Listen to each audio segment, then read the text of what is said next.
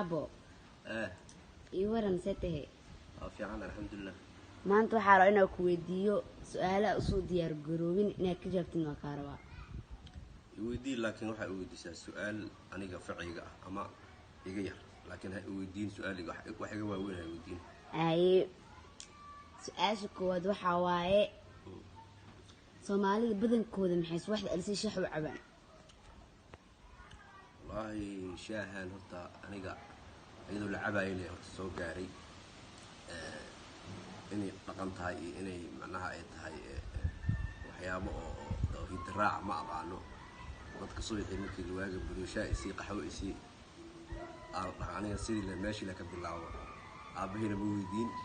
ashaahan loo cabaa muxuu yahay ma taariikha waxaas ma weydiin waa la cabaayay anigana waa cabaayay أنا عباية أركي واسك عباية عندنا.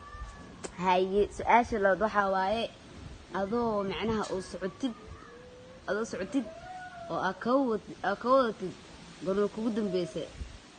ما أنت سعت معنا أو كبا أو تي قالوا كودن بيسة. أو تاريخ وإيمانتنا. معقول ده معناها معنتي أو كبا أو تي. كودن بيسة ما حسست معقول ده. إيمانتي. معنتي هذه تاريخ. والله هرتقاد يدا حسوستا مالنكاس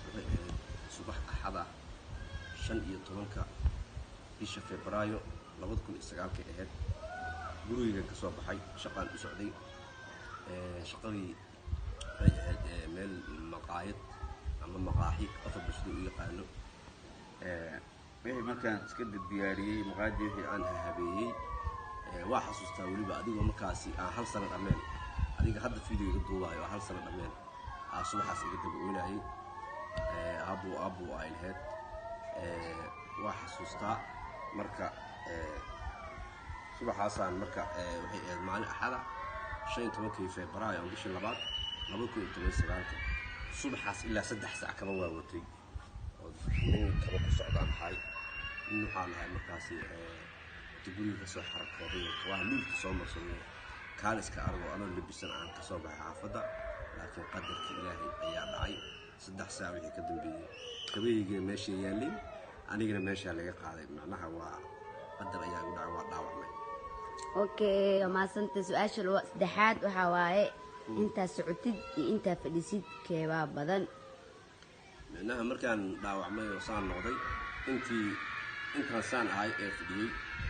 أنت سعودي جريان كيف بدنها